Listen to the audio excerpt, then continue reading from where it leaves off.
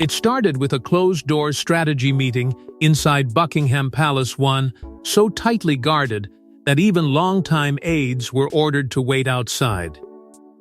But when Prince William emerged beside Princess Anne, the atmosphere had changed completely.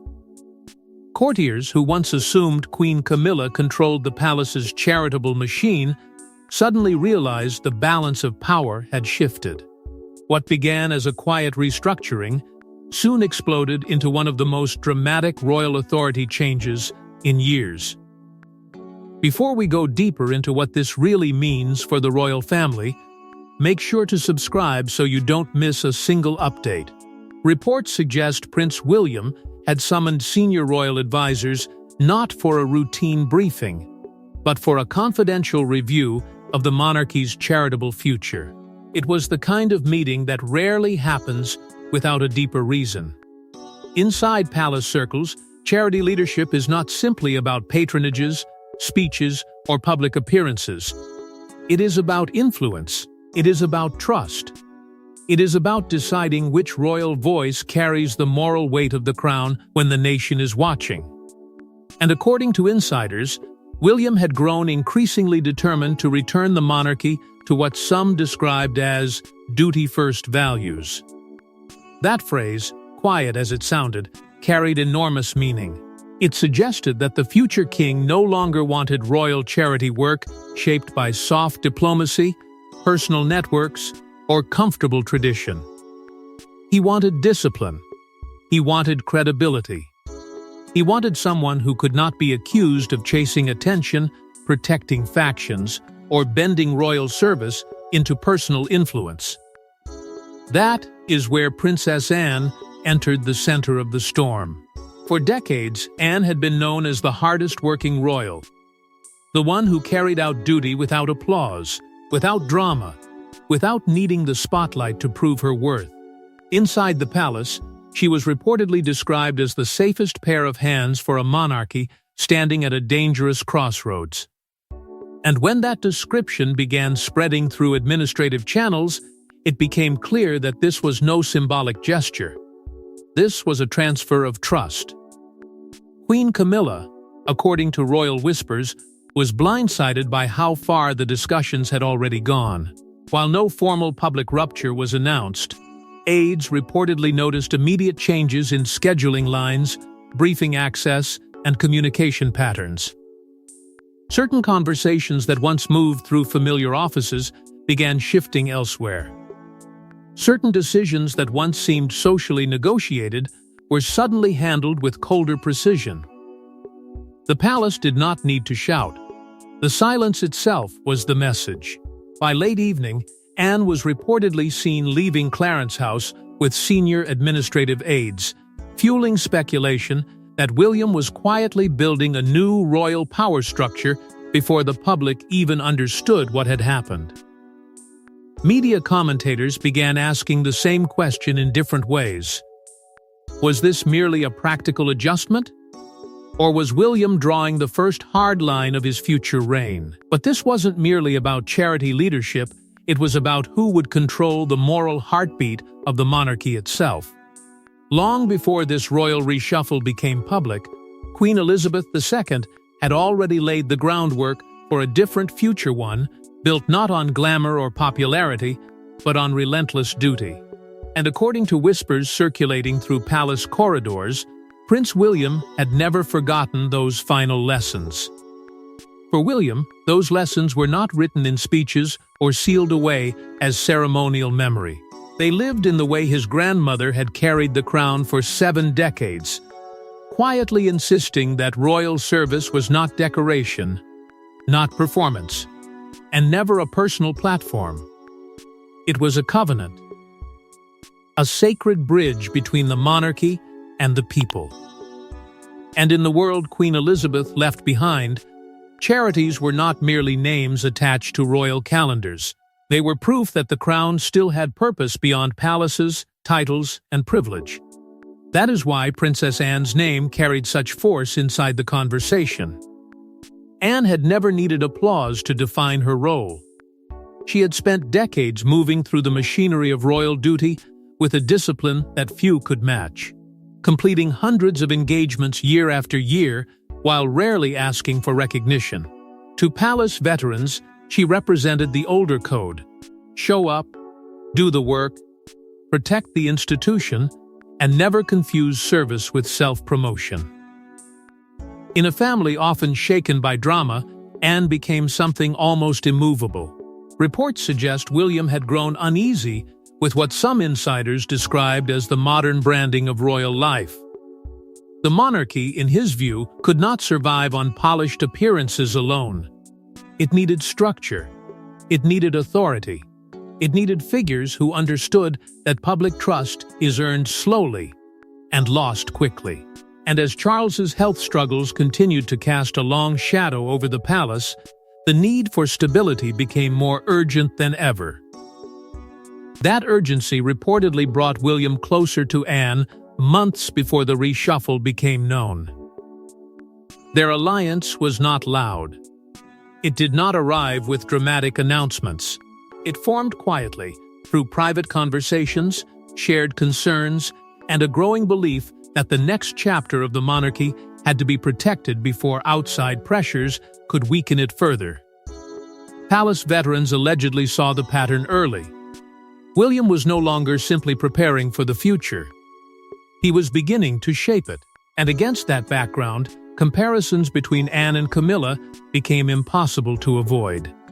Camilla's role had long been tied to social diplomacy, personal warmth, and the delicate management of royal relationships. Anne's strength was different: colder, stricter, less emotional on the surface, but deeply rooted in duty. Where Camilla represented influence through proximity, Anne represented authority through endurance, and that difference mattered. Because inside the House of Windsor, influence is never just influence. It becomes access. Access becomes control. And control, once questioned, becomes a threat to everyone who has grown comfortable inside the old arrangement. William reportedly understood this better than anyone. Queen Elizabeth had taught him that the crown survives only when personal comfort bows before public duty. And as William looked deeper into the machinery of royal influence, he reportedly discovered tensions that had been building far longer than anyone realized. By the time the first leaks reached royal reporters, the fracture inside the palace was already impossible to hide.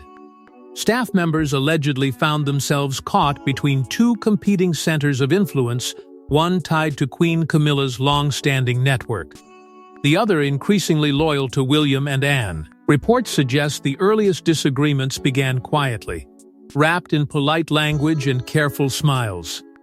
On paper, it was about which charities deserved royal attention, which campaigns needed stronger support, and which public causes should define the monarchy's next chapter. But beneath that calm surface, something sharper was forming. This was not just a debate over schedules, it was a struggle over direction. Who would decide where the crown placed its moral weight? Who would shape the causes that carried royal approval? And who would be trusted to protect that authority when the monarchy itself felt vulnerable? William, according to palace insiders, wanted tighter oversight and a stricter chain of accountability. He reportedly believed the royal family could no longer rely on symbolic appearances alone. The public wanted proof. The country wanted purpose. Every engagement, every patronage, every charitable alliance had to mean something beyond tradition. It had to show measurable service, not just ceremonial presence. And that belief placed him naturally beside Princess Anne, whose entire royal life had been built on discipline rather than display. Camilla's style, however, was different. Her influence had often moved through personal relationships, social diplomacy, and quiet emotional management. To some, that made her valuable. To others, it made the charitable structure too soft, too personal, too dependent on private networks that could not easily be examined. Anne's approach was colder and more exacting. She favored order. She trusted records, schedules, reports, and results. Where Camilla smoothed tensions, Anne exposed them. Where Camilla built comfort, Anne demanded proof. That contrast reportedly divided senior aides into informal camps behind closed doors. No one announced a rebellion. No one publicly admitted there was a split.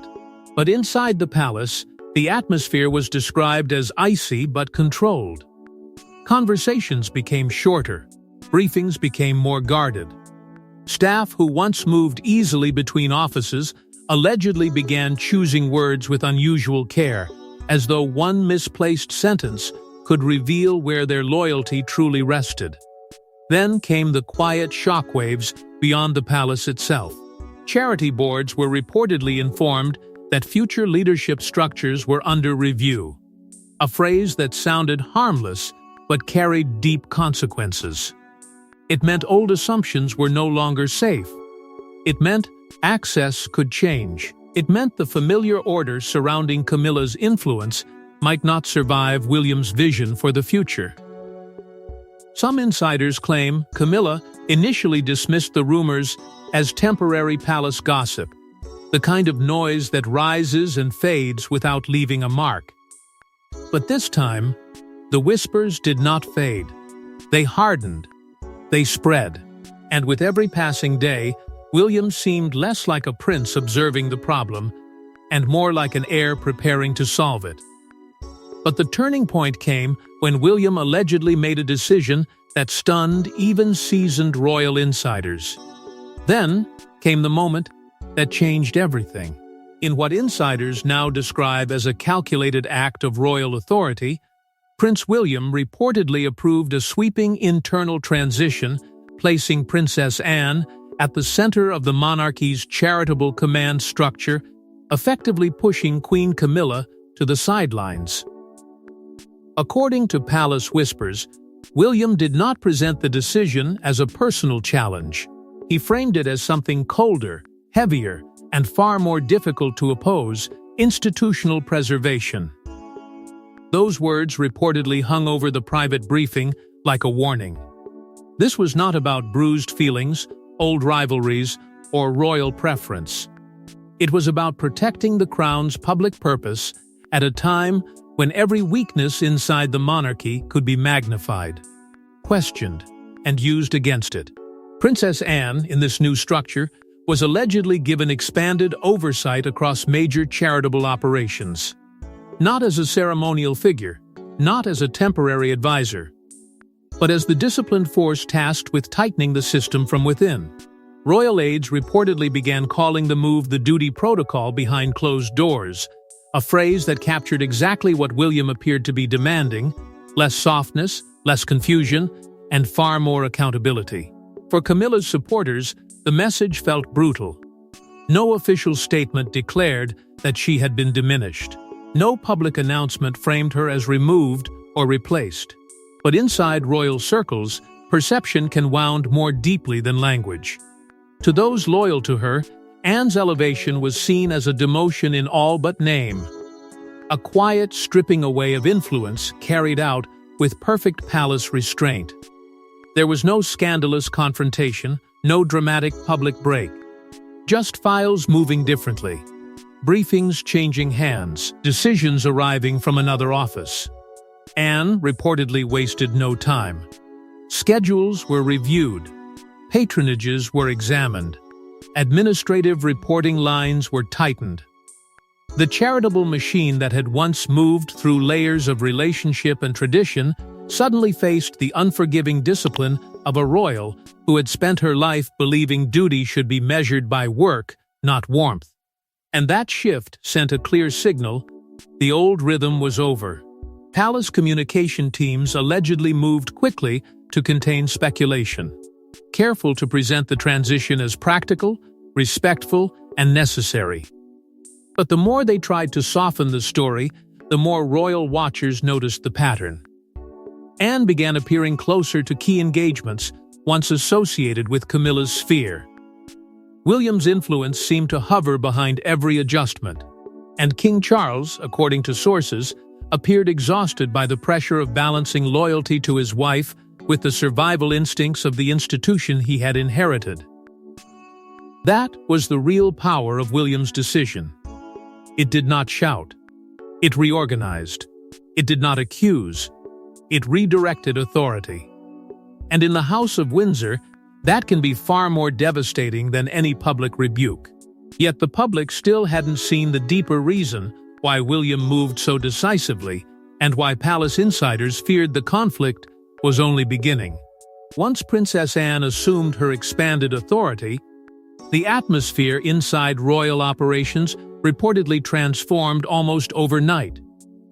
The smiling diplomacy of previous years gave way to something colder, stricter, and unmistakably deliberate. According to multiple royal commentators, the palace had entered a new era of bureaucratic warfare. Anne's first move, according to insiders, was not loud enough to alarm the public, but it was sharp enough to shake the people who understood palace procedure. Internal audits were reportedly launched across charity structures, engagement priorities, and administrative reporting lines. Nothing was treated as harmless tradition anymore. Every patronage had to justify its place. Every appearance had to serve a larger purpose. Every charitable connection had to prove it strengthened the crown, rather than simply decorating a royal calendar. For those used to softer methods, the shift felt unforgiving. Long-standing procedures were allegedly rewritten under tighter oversight standards, and suddenly the comfort of personal access began to disappear. Charity executives who once believed they could reach senior royals through familiar channels reportedly feared those doors were closing. The old system had worked through relationships, favors, quiet understandings, and years of social trust. Anne's system worked through records, discipline, and results. It was colder, but it was cleaner. And that was exactly why William seemed to trust it. Royal insiders described Anne as mercilessly efficient during strategy sessions, not because she sought confrontation, but because she refused to dress hard decisions in soft language. If a structure was weak, it was questioned. If a role had become symbolic without purpose, it was reviewed. If influence had gathered in places where accountability could not reach it, it was pulled into the light. This was not revenge. It was control. And inside the monarchy, control is survival. William, meanwhile, was increasingly portrayed as a future king, preparing far earlier than expected. Reports suggest he was not simply supporting Anne from a distance. He was studying how power moved, where loyalty settled, and which parts of the royal machine could bend under pressure. To some, that made him decisive. To others, it made him dangerous. Because once the heir begins shaping the institution before the crown is his, everyone inside the palace understands that a new reign has already begun in practice, even if not in name. Camilla's allies allegedly tried to protect the influence networks that had grown around her office. But the harder they held on, the clearer the divide became. Media coverage only intensified the pressure, framing Anne as the monarchy's iron guardian and Camilla as the figure being quietly edged away from operational command.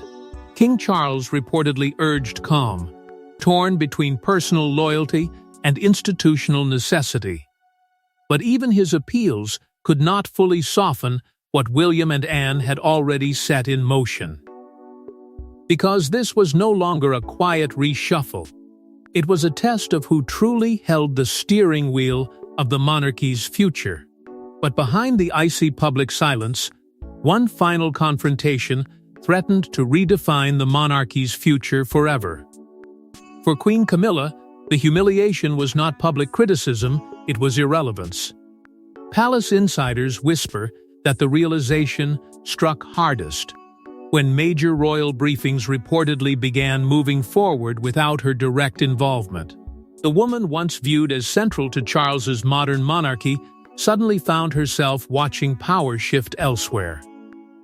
Reports suggest Camilla struggled privately with the speed of the restructuring because it did not arrive as a single dramatic blow. It arrived piece by piece, quietly enough for the palace to deny any crisis, but clearly enough for those inside the system to understand what was happening. A meeting no longer routed through her circle. A charitable briefing handled by another office. A decision finalized before her allies could soften it. These were not public wounds, but inside royal life, they cut deeply. Royal commentators began describing a visible cooling around her influence. Not a disgrace, not an exile. Something more subtle, and perhaps more painful: distance. Camilla still had her title, her place beside the king, and her public dignity, but the machinery beneath the surface seemed to be shifting away from her. For someone who had spent years becoming accepted within the heart of the monarchy, that quiet separation reportedly felt like a warning that acceptance and authority were not the same thing. Some insiders claim Camilla quickly understood that William's actions were not temporary. This was not a passing correction designed to calm a difficult week. It was a structural change, one built to last beyond the immediate tension and possibly beyond Charles's reign. That made it far more serious. Because if William was already building his future monarchy around Anne's discipline and Queen Elizabeth's old code, then Camilla's influence was not simply being reduced. It was being written out of the next chapter. Anne, meanwhile, continued expanding her role with little visible resistance. Her strength came from the fact that she did not appear to want glory. That made her difficult to attack. Public support leaned naturally toward her reputation for tireless service, and every attempt to frame her rise as harsh or political seemed to collapse against decades of visible duty. She had done the work. She had earned the trust. And William increasingly stood beside her as the heir defending Queen Elizabeth's original values. Inside the palace, staff were reportedly warned against allowing further conflict to reach the media. The monarchy had to appear disciplined, calm, and united, even as the emotional fracture deepened behind closed doors. Charles, caught between his wife and the institution, reportedly wanted peace. William wanted order. Anne wanted standards. Camilla wanted not to be erased. And that was the tragedy at the center of the battle. The monarchy looked stronger from the outside, but inside, it had been altered by suspicion, loyalty tests, and the cold realization that the future was already choosing its guardians. And as the dust settled across Buckingham Palace, the monarchy itself seemed to emerge transformed by the battle. What emerged from the conflict was more than a reshuffling of royal duties. According to royal historians and palace veterans alike, Prince William had quietly signaled the arrival of an entirely different monarchy, one rooted not in ceremony alone, but in relentless institutional control. This was the monarchy William appeared to be building long before the crown reached his head. Disciplined, watchful, and unwilling to let personal influence outrun public responsibility. Reports suggest he was increasingly associated with a future-focused monarchy, one where hierarchy mattered, accountability mattered, and duty was not treated as an old-fashioned word from another reign. It became the standard by which every royal role would be judged. Princess Anne's elevation gave that vision a human form. She was not presented as glamorous, fashionable, or emotionally convenient. She was presented as continuity, sacrifice, stability. The kind of royal figure who did not need to explain her worth, because her record had already spoken for decades. In a moment when the monarchy needed credibility more than comfort, Anne became the symbol of the older covenant Queen Elizabeth had protected so fiercely. Royal charities, once seen by some as ceremonial extensions of royal life, were suddenly reframed as pillars of legitimacy. They were no longer just events on a calendar or names attached to causes. They were proof that the crown still served the people, proof that privilege could only survive when it was tied to visible responsibility. That was why William's decision carried such weight. It did not merely shift duties. It redefined what royal service was supposed to mean. The alliance between William and Anne reportedly strengthened after the restructuring, not because it was built on sentiment, but because it was built on shared belief. Palace insiders described the shift as a victory for duty over personality. And that phrase traveled quickly, because it captured the entire battle in 4 words. The palace had not simply chosen Anne over Camilla. It had chosen a stricter kind of monarchy over a softer one. Charles, according to whispers, felt relief that the tensions had stabilized, though the cost was deeply personal. Camilla's public role remained intact, her dignity preserved before the nation. But internally, observers believed her influence had been narrowed. That was the delicate cruelty of royal power. Nothing had to be loudly taken away for everyone to know what had changed. Soon, media outlets began comparing the transition to earlier power struggles from past generations. Moments when the monarchy survived by turning inward, tightening ranks, and allowing the old guard to defend the institution from uncertainty. But this time, the stakes felt different. William was not merely reacting to a crisis. He was giving the country a glimpse of the reign he intended to build. And beneath the calm public surface, one question remained unanswered. When the next challenge arrived, would this new order hold firm, or would the old fractures reopen with even greater force? But the final meaning of William's decision would only become clear when the monarchy faced its next great test. In the end, this was never simply a dispute over royal charities. It was a battle over the soul of the monarchy itself, over whether the crown would continue drifting toward personality-driven influence or return to the colder, older principles that once defined it. And according to palace whispers, Prince William made his choice without hesitation. Princess Anne ultimately stood where Queen Elizabeth's values had always pointed, at the center of duty, sacrifice, and quiet endurance. She was not elevated because she was the loudest voice in the room. She was elevated because, in a moment of uncertainty, she represented the one thing the monarchy could not afford to lose: trust earned through service. For William, that mattered more than comfort, more than popularity, and perhaps even more than family peace. Reports suggest William was determined to protect his grandmother's legacy at any cost, not as a memory framed in gold, but as a living standard that would shape the monarchy's next chapter. The restructuring was viewed internally as preparation, a warning that the future reign would not be built on soft influence or private networks, but on discipline, order, and measurable responsibility. Those who understood the palace knew what that meant. William was not only defending the past, he was rehearsing the future.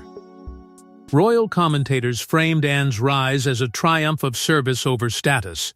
Camilla remained publicly respected, still standing beside the king, still holding her place before the nation, but increasingly separated from the deeper machinery of operational authority. Nothing looked broken from the outside. That was the palace way. The smiles remained. The titles remained. The carefully managed unity remained. But behind closed doors, the balance had changed forever, and perhaps that was the most powerful lesson of the entire conflict. Royal power does not always move through dramatic declarations. Sometimes it moves through redirected briefings, tightened schedules, changed reporting lines, and quiet decisions that reveal who truly controls the future. Palace insiders suggest William's reign may be far stricter than many expected, shaped by the belief that the crown survives only when personal loyalty bows before institutional duty.